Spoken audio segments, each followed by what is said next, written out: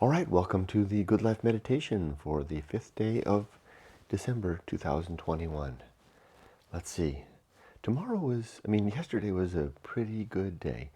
I, for the most part, kept on track with my plans, and the type of challenges I faced were the ones I thought I would. The things that ambushed me that I wasn't ready for was what might appear as irresponsibility on the part of my daughter, and two incidents of seeming irresponsibility, which really are nothing more than what we would expect out of young adults sometimes, still coming into life and figuring out the best way to do things. And I didn't, it was nothing bad.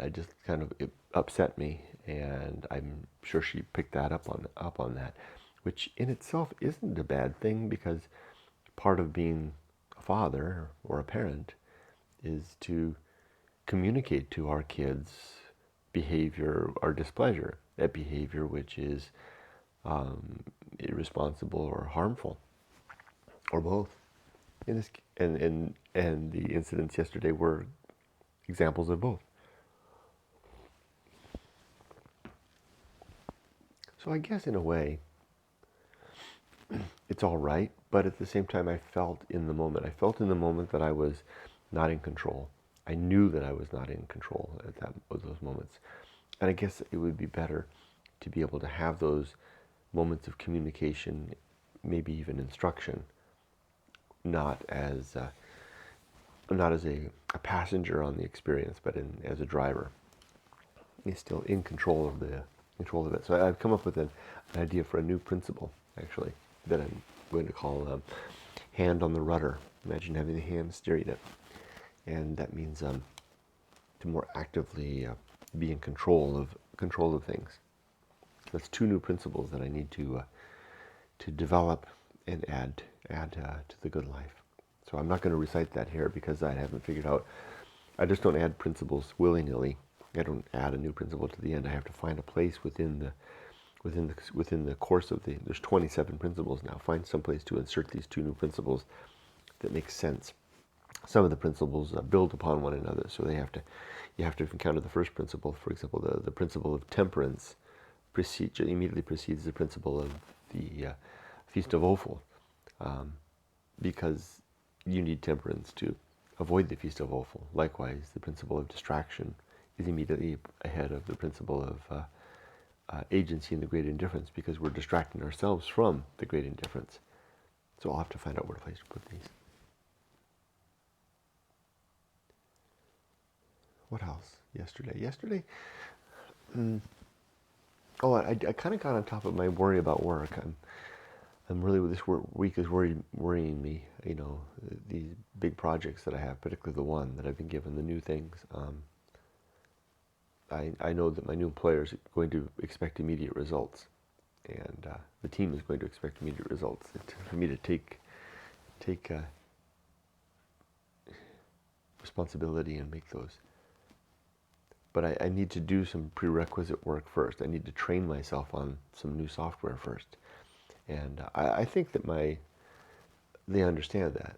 But I'm going to try to make this coming week, beginning tomorrow, with that, about training myself. But nevertheless, I'm still very nervous. Excuse me, we'll have another sip of my coffee. The air here is very dry here in the desert, and makes my voice dry out. Okay, let's do the good life. Begins with 7 objectives. The first of these is to be always ready to die, to have all of my life affairs, finances, family, and all the work that I want to do to express myself in order as best as possible at all times, so that if I go, I'm ready to go. 2, the good and effective use of time, to not waste my time, to not do things that are just spending time or killing time or wasting time, or etc., etc. There's just not enough time to do that. 3, the the development and maintenance. I confuse my principles and objectives. The third objective is the development and maintenance of good and sound life principles. That's exactly these 7 and 27. And I do that every day by thinking about them. Like I was thinking about that hand on the rudder thing during as I was cleaning up this morning. Next is the cultivation of good emotional reactions. That's the one I needed to work on yesterday. That's the one I needed yesterday. When my daughter did those things, I needed to react better to that. And it's funny because I knew it was happening. I could see it happening. I need to have something that I can do to break the cycle, because that's one of the things that's always been most vulnerable in my life, my marriage and my tenure as a father, is that getting ambushed by things. And I'm not the kind of guy that flies off the handle and yells and hits anybody, but I am the kind of guy that gets visibly upset when those things happen, and it makes people uncomfortable. And again, that's appropriate sometimes because life makes us upset. But I would rather be in better control of that, and I've experimented with things. One thing to do is to break away from it. Maybe go out and take the dogs for a walk, or I don't have enough self-discipline to do that. Or even better yet, hop on the motorcycle and go for a 30-minute ride, especially now that I live in a place that's got great riding opportunities just out my back door. Okay, that was the development and maintenance of good and cultivation of good emotional reactions. Next is the performance of good actions, just to do good things throughout the day. After that is the principle of recognition of, what do I think I'm missing something? Be always ready to die. Good and effective use of time. Development and maintenance of good and sound life principles. Cultivation of good emotional reactions. Performance of good actions. Just doing good things. Recognition, I was on track. Recognition of true limits and true opportunity, what I really can and can't do. And then one thing slowly, just doing one thing at a time. And do those things slowly. Have another sip. This is really nice to have my coffee. I'm sorry it makes a lot of noise though. Looking forward to today. I love spending time with my wife. She's a good woman. And so she and I are going to go back to Irvine today for another trip and some shopping and some cleaning. We still haven't turned in the keys for the old apartment. We want to tidy it up a little more. Okay, now let's do the 27 principles. The first of those is the principle of war. To every day be at war with propositions of truth, any and all propositions of truth. 2 is the principle of reason, and its sub-principles of honesty, objectivity, and doubt. Reason is the tool that I use in the pursuit of this war, trying to be honest and factual, and objective and rational. 3 is the homunculus. Pardon me. That's the problem about this good mic. Picks up everything. And 3, and the problem with foamy latte is that it precipitates sounds that I don't necessarily want to share. 3 is the homunculus, the little man or woman that lives inside our head and will die with us, a reminder of our mortality. Next is the Anchorhold, probably coming to be one of my favorite principles, and I would not have had that principle had I not gone to work in Ventura. I'm really grateful for that, for my tenure there, for a lot of reasons, but also mainly for pulling out that principle. The Anchorhold is the idea of that we suffer and die alone, and kind of like stuck on a rock in the ocean. As the tide rises and falls and the waves come and the weather churns and the air gets cold or warm or whatever, and we're kind of exposed out there. And remembering that helps me to, instead of railing against the heavens, but just to wait comfortably upon the Anchorhold, upon the rock. The Anchorhold is a loaded term. Look it up if you want to know the history. It's one word, Anchorhold. After the Anchorhold comes the home of good and evil, the catalog of right and wrong that is chiseled in my head or written in chalk in my head, not chiseled, but written in chalk and within my skull, so to speak, blowing away with the wind. Have to maintain it, come up and rewrite it, scribble it out if I'm wrong. After the home of good and evil comes the principle of purpose. My purpose is to be a good husband and father, family member, community member, to live a virtuous life, a life lived in the pursuit of the well-being of thinking creatures, and to pursue my missions. My mission now being to further the good life, to share the good life, to communicate. This is my purpose, what I'm doing right now, to promote my books, not for the sake of money, but for the sake of sharing, hopefully, ideas that will help others, as I found that they've helped me. So you can find my book on Amazon, Going Alone, or on my website. If you choose the website, you can get a signed copy there if you buy it from there. Next is the atomic principle. Everything is made of bits and pieces, flowing and changing and forever transforming. So too you and me. This constituent collection of atoms and molecules will very soon disintegrate away, become something else, and the little homunculus, little man and consciousness inside my head will go with it and be gone forever. Each one of these moments is just a fleeting, passing chance that we'll never get again, and will be gone forever very soon. Sobering thought. That's why I include it. Okay, after the atomic principle comes the principle of nature. Everything has a particular nature, and it's good to remember what that is. Usually I try to pick something and talk about its nature to remind myself. For example, it's the nature of telecommuting, which I'm going to be doing beginning tomorrow, to be sight unseen. And so it's hard for managers, employers to keep an eye on things. So with that in mind, I'm going to make sure that I'm not intrusive, but I'm communicative and I'm disciplined in my work. I always am. I'm not the type of person to slouch off or to waste time, and I would not take advantage of the fact that no one can see what I'm doing to do so. So I'm very diligent about working hard during my working time, and I don't need to worry because that will show through. Whenever my boss drops in to check in on me or to contact me, and my Teams meeting thing pops up, and I click I'll be right there. Click, unless I'm in the bathroom or refilling my coffee cup, clicking the open button, sitting there at my desk right in front of all my stuff. So no virtual background either. I'm not sitting at the pool.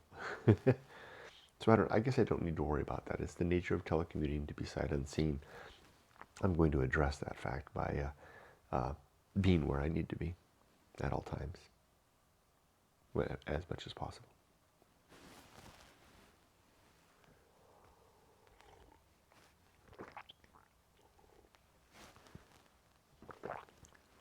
The next principle is the principle of maturity, and the sub-principles of wisdom and fortitude. Maturity is a state that we arrive at when we have the benefit of experience, both successes and failures, and then the strength, the fortitude to not repeat those. Simple as that. Next is the social principle. We are social creatures, you and me. We need one another. If you've sequestered yourself alone in life, watch out for that. That can be easier in some ways. You don't have to deal with the human interaction stuff, but it's also a dangerous path to go down, because we have no one other than ourselves to reinforce ourselves and our ideas, our opinions, our processes. Our way that we live is self-reflecting, and it doesn't get refined. Living with others and dealing with human interactions helps us to make us better social creatures, right? So we deal with others in public as well. it's just it's like going off into the desert and not coming back. We let our hair grow and our beards, if we're a man, grow, and forget to bathe, and we don't mind our clothes, and we pick up strange ways, and we start muttering to ourselves, and before long we're alien to others, even though we seem perfectly fine to ourselves. So watch out. Find your society. Find our society. That was that key moment that happened more than 35, about, no, it was about 33 years ago. When I went off to the desert, I ran away just after graduating from university. And I made the decision to come back. Because I knew I had something good with my wife. I knew I had a good woman, a good partner for life. And I chose that. I glimpsed the great indifference, literally, though I didn't realize what it was at the time, and it sent me packing back to the good life. It doesn't mean it's necessarily an easy life or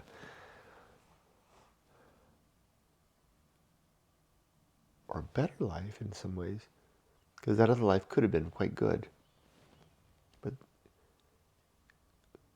it would have been more. That life would have been more about me than more about we. Sounds like something on a hat. So that's the social principle. The next principle is the principle of public speaking. When I'm communicating with others, to speak slowly and deliberately, to use few words and deliberate words and carefully chosen words and words that are appropriate, and to not talk about others only talk about others, people who are not with us, as though those people can hear what I'm saying, so that I won't gossip about them. Next is the principle of temperance, and the three sub-principles of suffering, simplicity, and apathy. Temperance is our self-control, and we suffer because we suffer when we deny ourselves what we want. We live a simple life. Living a simple life is a temperate life.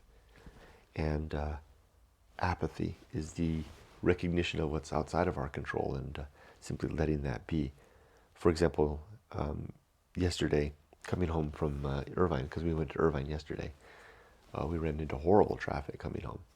And I deliberately enlisted apathy to say, there's not much I can do about this. I've got the app is telling me the most efficient route home. I'm just going to follow that and not get upset by the traffic, because we had other things we needed to do, and the time was going.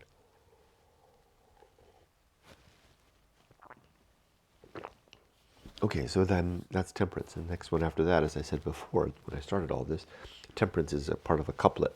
Temperance followed by the Feast of Offal. The Feast of Offal is when we get upset and we share that with the world. And we, gosh darn the gosh dang, and it upsets others around us.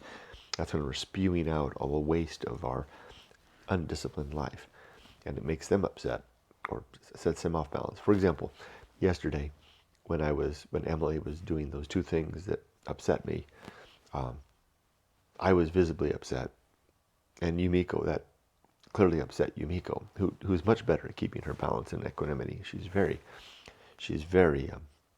temperate. She's very temperate, and she has great sense of apathy. And she had been in a good mood before that, but I could see that she was flustered. She wasn't upset, but she was like, oh, here we go again. Kurt losing, getting upset over stuff that shouldn't bother him. Because, like I said, all this stuff that I'm talking about is kind of all these principles and objectives. She somehow just seems to know all this stuff. Part of it, I think, is being Japanese. Part of it is her. So I got upset, and I spewed that out, and that kind of soiled her evening as well. I soiled myself. I soiled her evening. I soiled myself. It's exactly what I meant, though. Not in a literal sense, but you get what I mean. I ruined the evening for both of us. And That's the Feast of Offal, right? Is this blah, blah, blah, blah, it's throwing a food fight of upset at someone else and splattering them, and now they're upset. Another thing is that Yumiko's not likely to share that with others, but you get the idea. It goes on and on. We can avoid that if we're temperate. If we see that coming and we temper our emotional reactions, have some control, some apathy, some recognizing the nature of things. For example, it's the nature of young adults to make such mistakes, and that's my wife would understand that. You see, it all kind of ties together. The Feast of Offal. Okay, after the Feast of Offal comes two more, principles that are tied. Someone just went to the Rosemond LI in the Netherlands just went to the site. Welcome to the Going Alone site. These two principles are principle of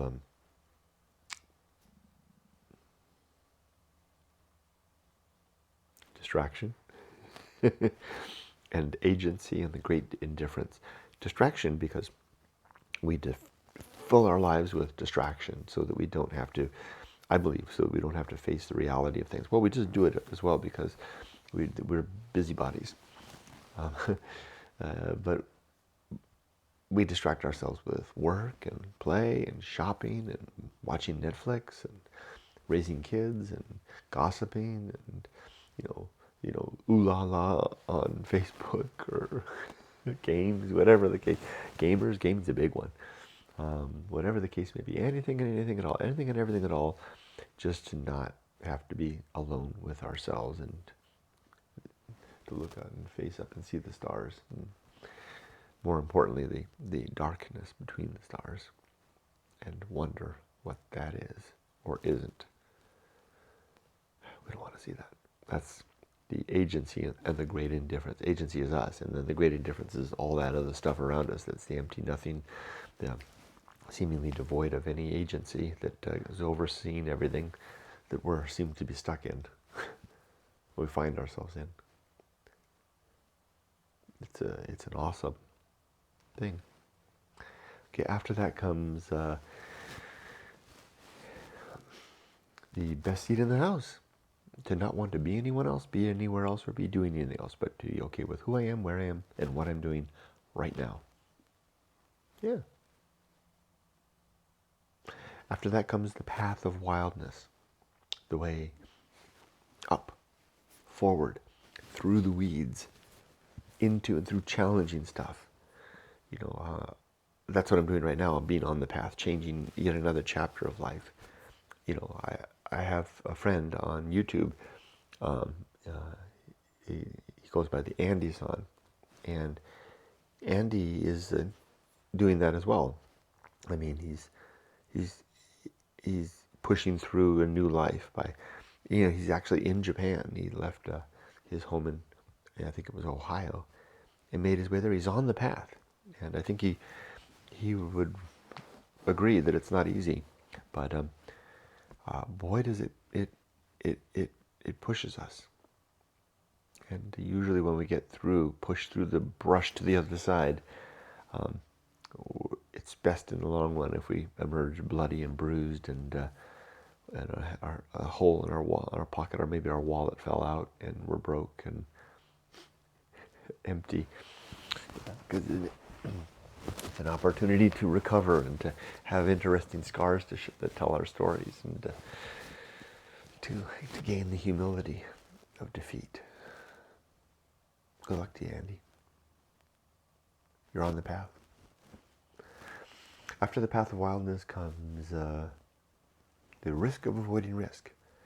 The surface level risks of life, education, find a spouse, buy a home, get a job, then buy a home, retire, save for retire, have, enjoy your grandkids, all that stuff. That's the surface level risks of life.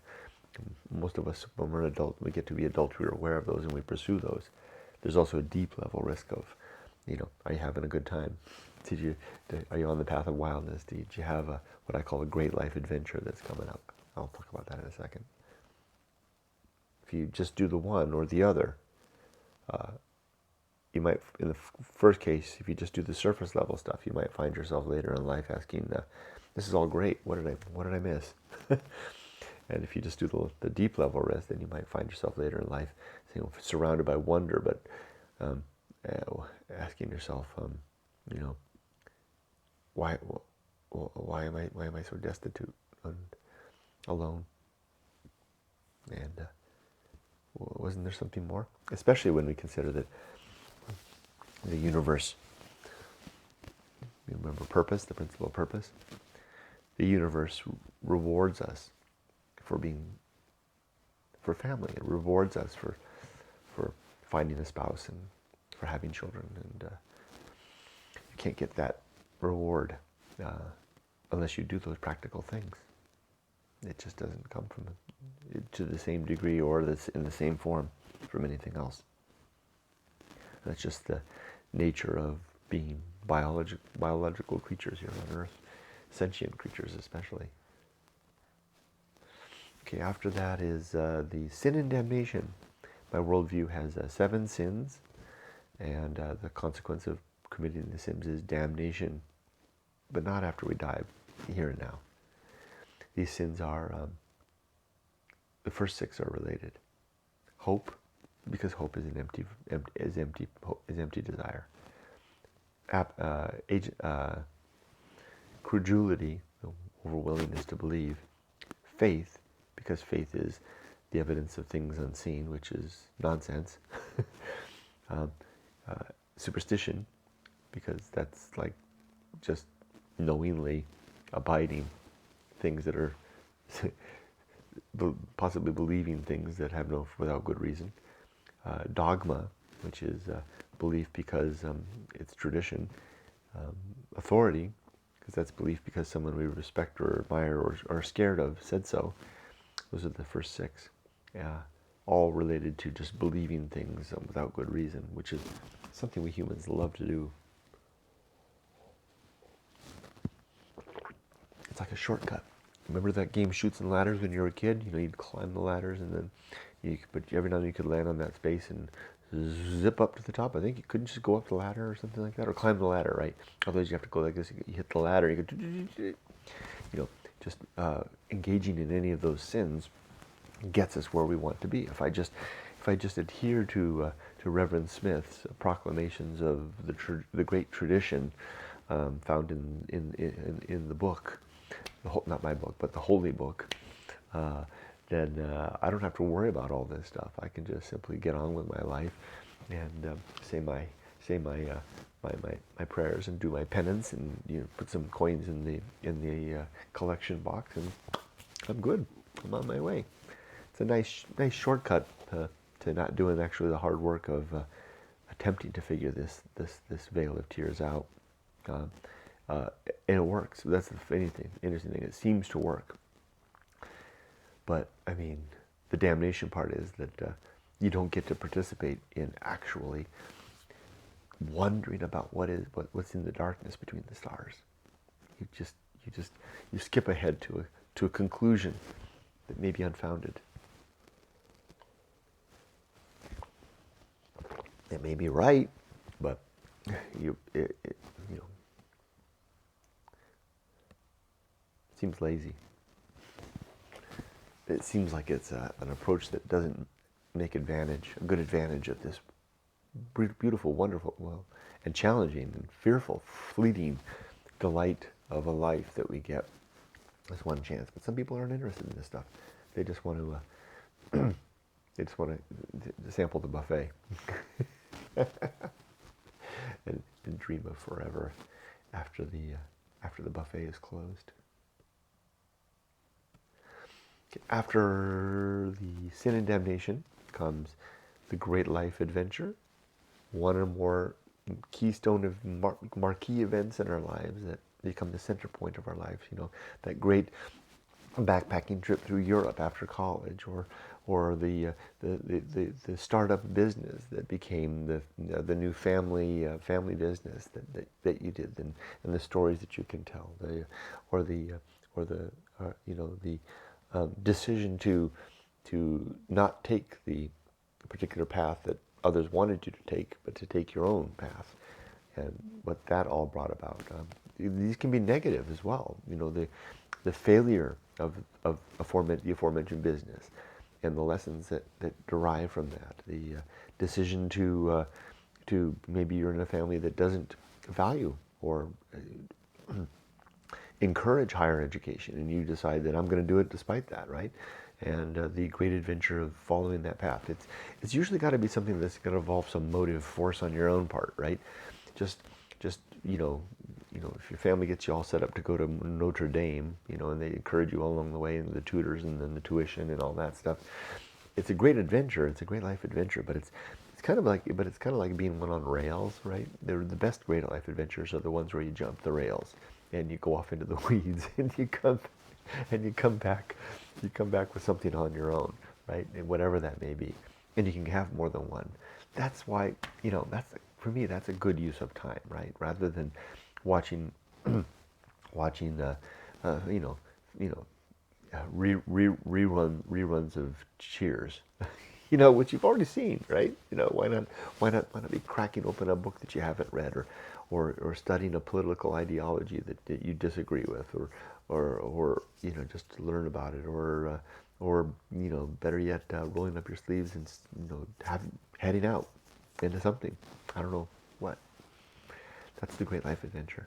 And those that do that wind up with the best stories in the end.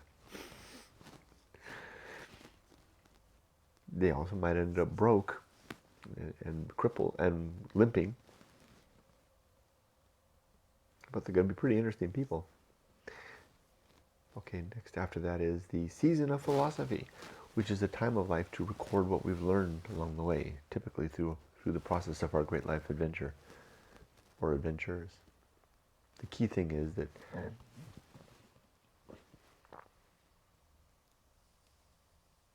sprinklers going on here outside. The key is to do it strike while the iron's hot. I've got the window cracked open. I can hear stuff outside. I love this neighborhood. It's very quiet. It's very easy. It's like to have this studio, but I have the window open to let some air in. I can hear it. I don't think you can hear it though. The only thing that we might hear once in a while is that jet planes fly overhead. There's an Air Force base nearby. This house is well insulated. I don't think we can hear that. So that was the season of. I was talking about the season of philosophy. So I talk about strike while the muse speaks. When the muse is whispering in our ear, hey, there's a little lesson I want to. You have experienced something. Here's a little lesson that came along the way. Get out a pen and write it down, because if you don't, that message is probably going to vanish, or change in some way, especially if you wait very long. And that's why it's important that I act on the fact that I have 2 new principles I want to add. Although typically I need to go out to the desert to write them down under the bridge, but at least I can write the headings for those and get them in, and then begin working on them. Season of philosophy. Now we're in the home stretch, just a few left. After that comes the bullseye aim, the fact that we try to hit the mark, but we usually miss in all things in our life. The uphill climb. Life is a steady uphill march. It's climbing stairs until we either stop climbing or the whole thing evaporates away when we die. Stairs in us. After that comes the arena and utility. Life is an arena for think of ourselves living in like gladiators in the Roman Colosseum, right? We're living through life, and we're battling the life and the world, and we're facing tigers and lions, and we have tools that are hanging on by our tunic, right? Little apathy here, a little principle here, a purpose here, a little temperance over here, right? Those are the instruments that we use. And then finally, nothing is enough.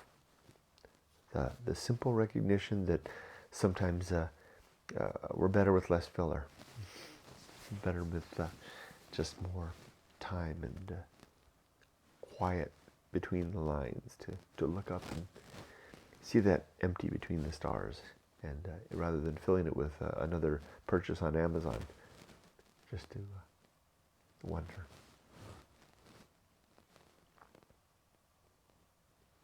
Not even to take another sip. Just to wonder. Scary. But I think it's a good use of time. Okay, that's my good life meditation for today. Now, I usually ask myself about the coming day. What am I going to try to do? What is likely to happen? What am I likely to encounter today that will require me to use my principles, and how can I further my objectives?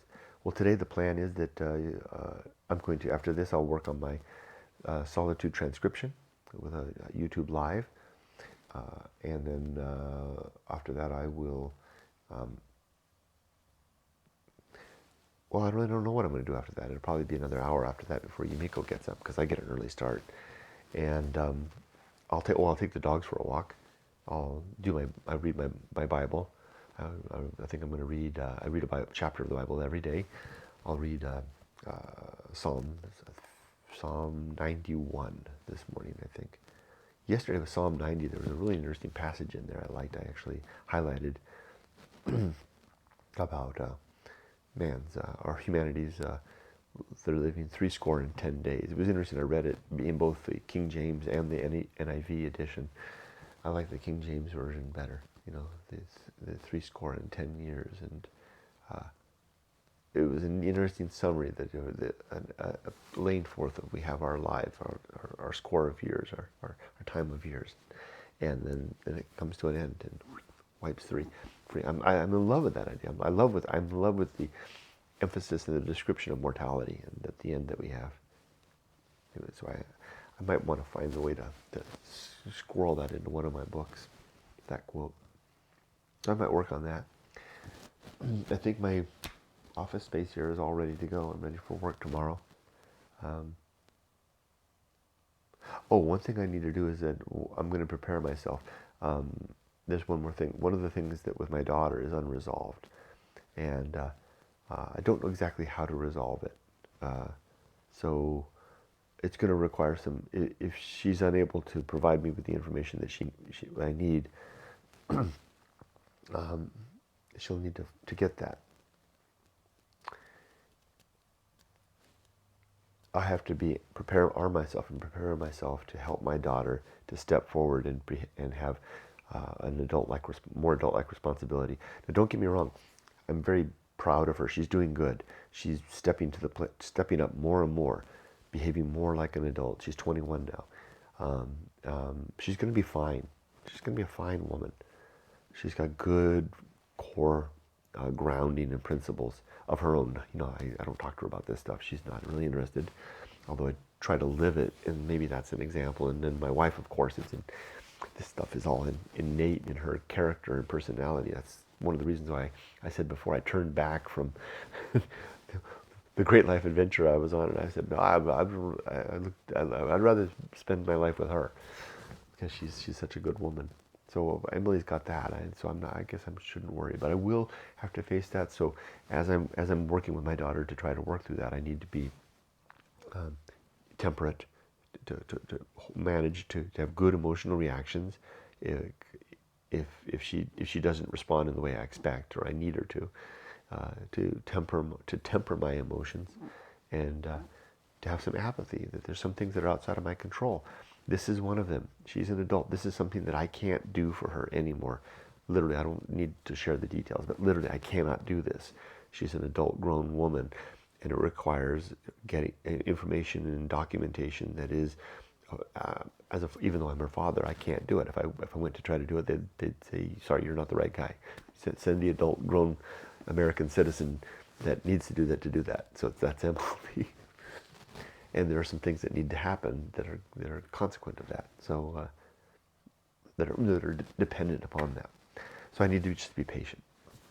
Yumiko and I are going to go to Irvine. I'll worry about the dogs because it's a long trip. So I'll make sure I take the dogs out just beforehand. I might run into traffic again. Traffic sometimes kind of unsettles me a little bit. We'll go after, we're going to go to, I think we're going to go to IHOP for breakfast or something like that. Sometimes things happen there that, things don't go the way I expect, so I'll be ready for that. I'm just readying myself for the unexpected, because I tend to develop this little script in my mind for every little incident throughout the day. And the day itself, I have this script about how I think it's going to work out. And I'm personally most vulnerable to getting upset. And again, I don't get upset like this. I just get upset like that. I'm most vulnerable to that when life doesn't go according to my script. So it might not go according to my script with the drive or the breakfast, because sometimes things happen. There's a hair in my oatmeal. I'll tell you that story someday. I'm going to likely be quite anxious today about tomorrow's first day at work. That will ambush me throughout the day. I'm going to remind myself that I have a plan. They've basically put this in my hands, and I have a plan, and I need to learn the new software before I can even begin to talk about how to begin getting the organization to adopt it. So I'm going to spend literally the whole week studying that software, training myself on that software, and I'll make that clear with my boss in the morning. I'm sure he'll be fine with that. In fact, he's practically expressed the same thing. But that's going to be the main thing, is throughout the day I'm going to be vulnerable to getting upset as I worry and fretter about tomorrow. I don't know why I worry and fretter so much. It's just my way. I know why, because I take my job really, really seriously. I always have. Maybe too seriously. What else?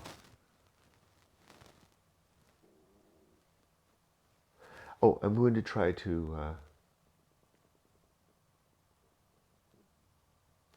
that's about it. That's about it. I'm going to try... Oh, okay. I'm going to try to keep my hand on the rudder. That new principle I'm talking about. I'm going to experiment with that, play with that a little bit. Keep the hand on the rudder. I think that in a way I'm still recovering from going alone. That experience, the experience that's related in my book, really did darken my life. Coming face to face with the great indifference the way I did, and I don't think I've ever really come back from the desert. The desert did that to me. It's time for me to kind of break out of that. I don't need that dark vision anymore. That more like gothic, that goth perspective. I'm pulling that out of there because I just kind of picture, the dark makeup and the dark clothes, and I'm kind of saddled with that. And even though I don't look that way, going alone did that to me, and I don't want to be like that anymore. I want to turn a corner, and come out more as someone who enjoys life more. And I guess that's true. I guess I don't enjoy my life as much because I'm still dwelling on the darkness between the stars, right? Maybe now I can look a little more at the starlight, or maybe even the sun, and recognize that indeed it appears that God does not exist, that death is eternal, that immortality is an illusion, that justice is something we do in the here and now, and in spite of that, we can have fun. And with that, I'll go ahead and end this good life. Thanks for joining me. I hope you have a good day. Make it a good day, and be safe, but not too safe. Take care.